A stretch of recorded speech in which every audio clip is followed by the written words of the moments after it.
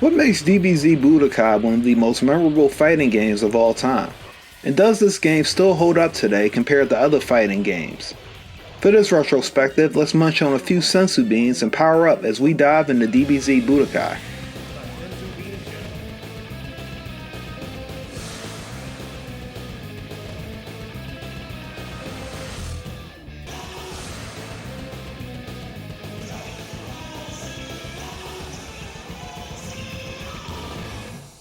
Was Dragon Ball Z not the greatest thing back in the early 2000s? All of the adrenaline-fueled matches and the fast-paced action, not to mention the dynamic and colorful characters that captivated many young viewers. When DBZ Budokai was released in 2002 for both PlayStation 2 and GameCube, it caught the attention of many kids and teenagers across the country. And for many in the US, there hadn't been a true Dragon Ball Z game that offered such an immersive experience as Budokai did. Dragon Ball Z Budokai was developed by the Dips Corporation and published by Bandai and Infogrames. Upon its release, it was given mixed reviews. While critics praised the game for its incorporation of 23 selectable characters and a selection of special moves and counters, not to mention multiple engaging game modes, they also noted that DBZ was plagued with repetitive gameplay, poor hit detection, and sluggish controls. Now, as a DBZ fan at the time, I, like many, probably ignored the tiny and annoying and sometimes painful issues which Budokai has suffered from.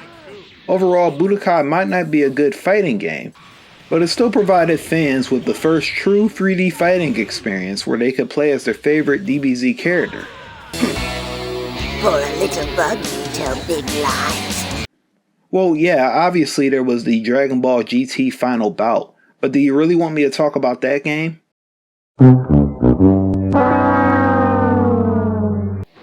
As much as I might criticize Budokai for being a lackluster fighting game, there are a few things that we should keep in mind during the development process of the game. For one, it was the Dips Corporation's first attempt at a 3D fighting game, so yeah, the game itself does feel unpolished. Secondly, the game was probably developed for the series to gain a larger audience in the US. By the time this game was released, many kids were still being introduced to DBZ. Particularly between 1998 and 2001, the show gained a huge audience base among school children when it was added to the Toonami lineup on Cartoon Network. And from that point, the show, not to mention the many DBZ films created for the series, would become Cartoon Network staples. So it might be fair to say that they weren't really trying to perfect the 3D fighter as much as just sell DBZ merchandise. For DBZ Budokai, the biggest selling factor was the 23 selectable characters added to the game itself. These characters featured the original voice talents that were seen in the series. You think you can take on the Ginyu Force all by yourself? Well, I'm gonna give it a shot. You think you're ready for me? Ready for you? Oh, you crack me up. But enough of the comedy routine. Let's finish this. Additionally, the game was also given multiple game modes, such as a tournament section and a very rich story mode. By far, the story mode of the game is the best part, as it features the original opening theme and takes the player on a timeline of key events in the DBZ universe. You begin on the first episode with the encounter with Raditz as he kidnaps Goku's son Gohan. This portion of the game introduces you to the controls, along with featuring a really awkward minigame where you have to set Raditz up in the right spot. I wonder if Piccolo ever explained to Chi-Chi that he killed her husband. Or he technically abducted her son soon after?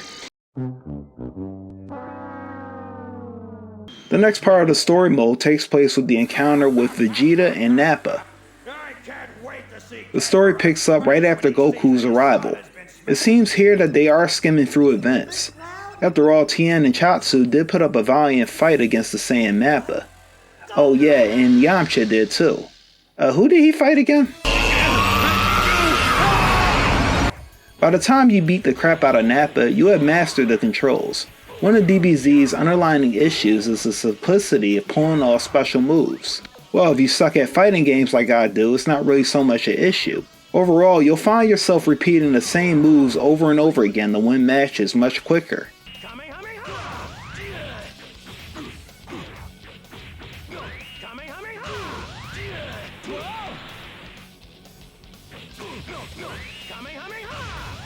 More often than not, characters share the same button combinations and combos.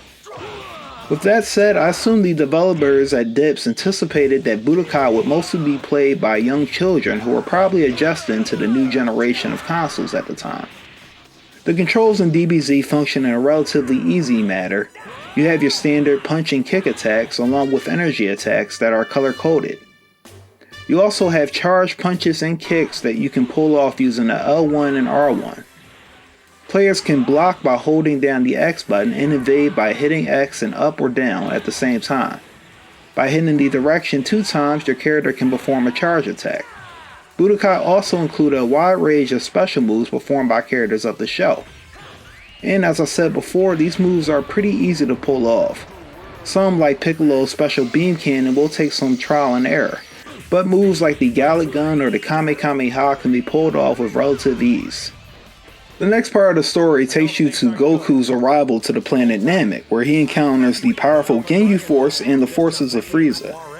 And lastly, in the last portion of the story mode, you encounter the androids 16 through 20 and Cell. The last portion of the story is also the longest. It begins with androids 19 and 20 arriving to kill Goku, and ends with Gohan defeating Cell at the Cell games. During this sequence, you're not just playing as Goku, but you can also play as Piccolo and partway through as Gohan.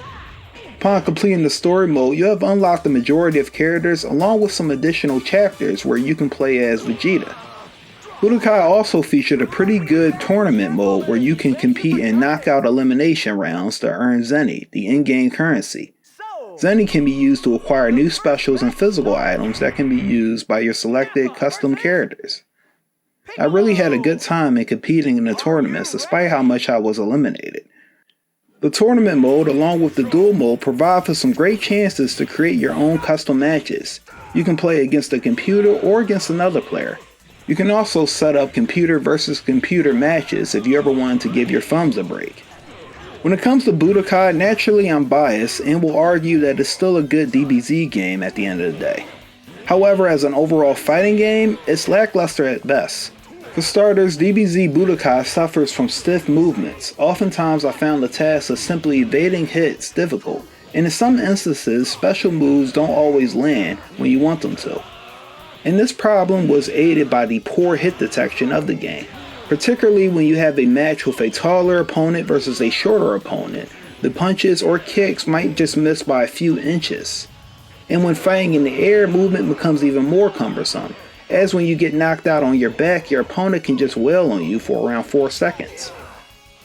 Additionally, DBZ Budokai lacks any major originality in style when it comes to the selectable characters' movesets.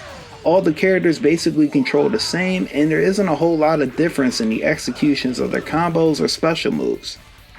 While DBZ Budokai would never be listed as the top fighting games in any category, it can be considered a great DBZ game. After all, the game itself, while unpolished, is still an entertaining experience for DBZ fans of all ages. Indeed, this game was a tribute to the growing fan base of DBZ fans around the world during the early 2000s. With that said, I would definitely recommend this one to any fan of the series. That concludes this retrospective. Thank you very much for watching.